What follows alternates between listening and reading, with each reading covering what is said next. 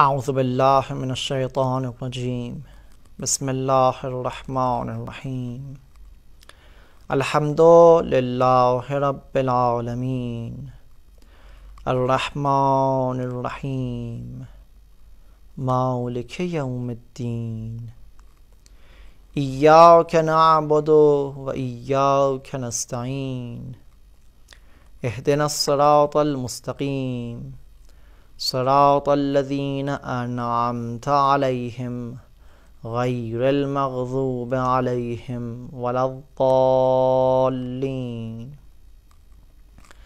حضرت آیت اللہ العظمیٰ جوادی آملی حفظہ اللہ کی تفسیر تسنیم کا سلسلہ جاری ہے۔ سورہ مبارکہ الحمد کی 5ویں آیت ایاک نعبد و ایاک نستعین، خدایا ہم بس تیری ہی عبادت کرتے ہیں اور تجھ ہی سے مدد مانگتے ہیں۔ بالکل جس طرح عبادت کے مراتب ہوا کرتے تھے، بالکل اسی طرح استعانت کے بھی مختلف مراتب ہیں۔ عبادت کے مختلف مراتب کیا تھے؟ بعض کی عبادت غلاموں کی عبادت تھی۔ کون؟ وہ جو جہنم کے خوف سے عبادت کیا کرتے تھے۔ بعض کی عبادت تجار کی عبادت تھی، وہ جو جنت کے شوق میں عبادت کیا کرتے تھے۔ لیکن وہ جو خدا کو لائق عبادت پا کر خدا کے عاشقوں کی مانند خدا کی عبادت کیا کرتے تھے، یہ سب سے اعلیٰ درجہ اور رتبہ عبادت کا تھا۔ بالکل اسی طرح جس طرح عبادت کے مراتب تھے، بالکل اسی طرح استعانت کے مراتب ہیں۔ کبھی تو انسان اپنے آپ کا مشاہدہ کر رہا ہوتا ہے اور پھر کہتا ہے کہ میں خدا سے مدد طلب کرتا ہوں۔ خدا سے استعانت طلب کرنے کا یہ سب سے نچلا درجہ اور پسترین مرتبہ ہے۔ کیوں؟ کیونکہ اگر انسان کسی کام کو خود سے انجام دے اور کام میں اگر کوئی کمی بیشی رہ جائے تو پھر اس کمی کو پورا کرنے کے لیے کسی اور سے مدد لے تو دوسرا شخص اس کو اس کے کام میں نصرت اور معاونت اور شفاعت کرے گا، نہ اس پر ولایت۔ جبکہ اگر انسان ہر کام میں اپنے لیے کسی حصے کا قائل نہ ہو اور کام کو مکمل طور پر خدا کے سپرد کر دے تو خدا کی ولایت کے زیر سایہ آ جائے گا اللہ ولی الذین آمنوا۔ اور شفاعت اور ولایت میں فرق واضح ہے۔ اس واضح ہونے کے لیے ایک مثال آپ کی خدمت پیش کرتے ہیں کہ مثال کے طور پر ایک باپ کا رشید اور بالغ بیٹا ہے جو اپنے کاموں کو خود اپنے ذمے لے سکتا ہے، اور جہاں پر اس کے کاموں میں کوئی کمی بیشی رہ جائے تو اس کا باپ آ کر اس کی مدد کرتا ہے، وہ کمی بیشی کو پورے کر لیتا ہے۔ یہاں پر باپ کا رول ایک مددگار اور ناصر اور شفیع کا رول ہے۔ لیکن ایک نومولود بچے کو تصور کیجئے جو کسی کام کو انجام دینے پر توانائی نہیں رکھتا۔ وہ بچہ باپ کی سرپرستی اور ولایت میں ہوا کرتا ہے۔ استعانت کے درجات میں بھی عبادت کے درجات اور مراتب کے تناظر میں ہے، اور جتنا عابد انسان اپنی عبادت میں اپنے آپ کو نہیں دیکھے گا، توحید کو ماننے میں سچا ہوگا، اتنا ہی زیادہ اس کی استعانت بھی اعلیٰ درجے پر ہوگی اور استعانت کے بالاترین مرتبے پر فائز ہو جائے گا۔ تو خدا کی استعانت بھی ولایت کے اسٹیج پر فائز ہو سکے گا وہ شخص۔ لہٰذا خدا کی استعانت اور زیر ولایت جا کر اس کے زیر سرپرستی میں رہ کر ولایت سے مکمل خداوند متعال سے طلبگار ہو سکتا ہے، خدا سے مدد طلب کر سکتا ہے کہ ولی مولا علیہ، یعنی جس کو اپنی ولایت کے زیر سرپرستی رکھا ہے، اس کی مکمل طور پر سرے سے لے کر آخر تک مکمل طور پر اس کی حمایت کرتا ہے، اس کی مدد کرتا ہے اور اس کے کاموں کو اپنے زیر ولایت قرار دیتا ہے۔ عبادت کے اس اعلیٰ درجے پر پہنچنے کا یہ راستہ ہے کہ عابد عبادت میں نہ خود کو دیکھے، نہ اپنی عبادت کو دیکھے، اور خود کو مکمل طور پر بے بس پائے، کیونکہ وہ اس وقت ولایت کا سایہ اس پر نچھاور کرے گا کہ جب مولا علیہ، یعنی جس پر ولایت کی جا رہی ہے، مکمل طور پر محجور ہو۔ اور اگر انسان عبادت میں اپنا آپ کو محجور پائے اور مانے تو ایاک نستعین میں وہ ولایت کا زیر سایہ، وہ شخص ولایت کے زیر سایہ چلا جائے گا اور اس بلند اور رفیع مقام پر فائز ہو جائے گا، اور وہ اپنے آپ کو جو اپنے آپ کو مستقل نہیں دیکھ رہا، وہ ولایت کے زیر سرپرستی میں ہوگا اور اس کے تمام تر امور کے ذمہ، تمام تر امور کی سرپرستی خدا کے عہدے پر ہوگی. ورنہ وہ جو اپنے آپ کو مستقل دیکھے، کسی کی ولایت کا تحت نہ ہوگا. البتہ یہاں پر جو حج سے مراد لیا جا رہا ہے قطعاً فقہ اصغر میں رائج حج نہیں ہے، بلکہ محجور ہونے سے مراد مستقل موجود کے مقابل میں ہے، یعنی عین الربط اور عین الفقر اور عین محتاج ہونا. حتیٰ اگر وہ عین الفقر ہستی ولی اللہ کی بھی ہستی کیوں نہ ہو، وہ ہستی بھی ولی اللہ کی بھی ہستی کیوں نہ صحیح، خدا کے مقابلے میں عین فقر اور عین محتاج ہونا ہے. لہٰذا جب ولی اللہ جیسی عظیم ہستی اور کامل انسان لمحہ کے وجود دینے کا محتاج ہے تو پھر ہماری کیا حیثیت. لہٰذا ہم بھی ہر لمحہ خدا کے وجود لینے کے محتاج ہیں. خداوند متعال ہمیں ہمیشہ اپنے ولایت کے زیر سایہ قرار دے. یہ خداوند متعال سے دعا مانگنی چاہیے. اس کے بعد اگلا پوائنٹ جو بیان کیا جا رہا ہے وہ یہ کہ 3 مرتبے ہے: استعانت، توکل، تفویض. خداوند متعال اپنے بندوں کو توکل کا حکم دے رہا ہے. کن بندوں کو؟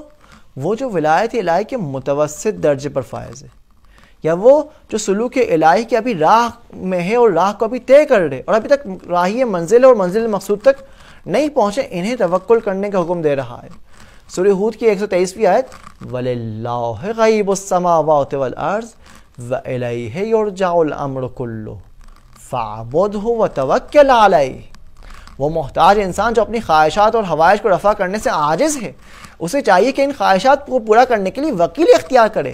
اور اس کا وکیل تو وہ ہے جو آسمان اور زمین کے غیب اور شہود کو جانتا ہے اور ہر چیز کا پلٹنا اور خاتمہ اس پر ہے.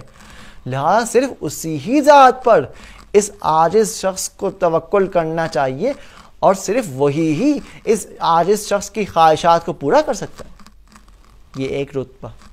مگر وہ جو ابھی مقصد سے کچھ قریب تر ہو چکے ہیں، وہ توکل سے بالاتر مقام میں تفویض اور تسلیم تک پہنچ چکے ہیں.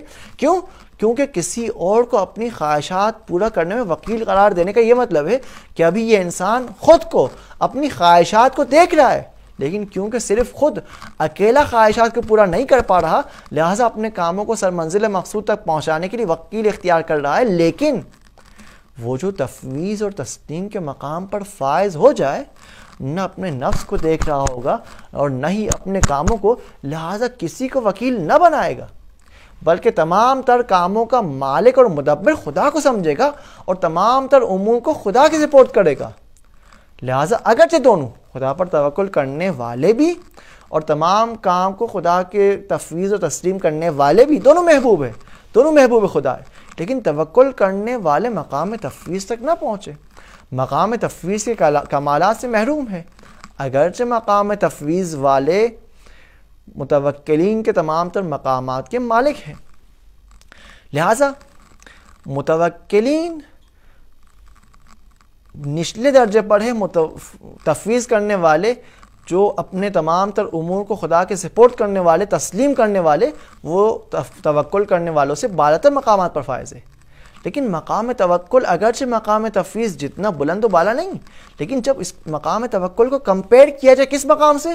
مقام استعانت سے، تو مقام توکل بالاتر ہے مقام استعانت سے. استعانت میں تو انسان خود ہی کام کو انجام دیتا ہے اور صرف خدا سے مدد مانگتا ہے، لیکن انسان جب توکل کرتا ہے تو کاموں کو بھی خدا کے سپورٹ کرتا ہے.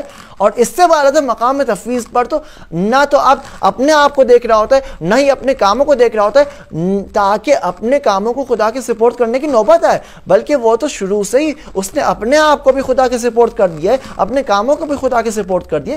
مقام تفویض سب سے بالاتر. لیکن اگر کوئی شخص نہ تو مقام تفویض پر فائز ہو اور نہ ہی توکل کر کے اپنے کاموں کو خدا کے سپورٹ کرے اور نہ ہی کاموں کو انجام دینے میں خدا سے مدد مانگے، نہ تفویض، نہ توکل، نہ استعانت، ایسا شخص نہ صرف اپنی زندگی میں کامیاب نہیں ہوگا، ایسا شخص صراط مستقیم کے کنارے پر چل رہا ہے اور ہر لمحے اسے صراط مستقیم سے گرنے کا اس کے پاس چانس ہے، وہ گر سکتا ہے. کب تک وہ گرے گا؟ جب تک اسے نفع اور فائدہ ملتا رہے گا، دین کو مانتا رہے گا. لیکن جیسے ہی چھوٹی سی خراش اس تک پہنچے گی، وہ دین کو درکنار کر دے گا، دین کو چھوڑ دے گا. وَمِنَ النَّاسِ من یعبد اللہ علی حرف فإن اصابته خیر اطمأن به فإن اصابته فتنة انقلب على وجهه خسر الدنیا والآخرہ. جیسے ایک چھوٹی سی خراش اس تک پہنچے گی چہرہ منقلب ہو جائے گا، وہ دنیا میں بھی گھاٹا اٹھائے گا، آخرت میں بھی گھاٹا اٹھائے گا. کیوں؟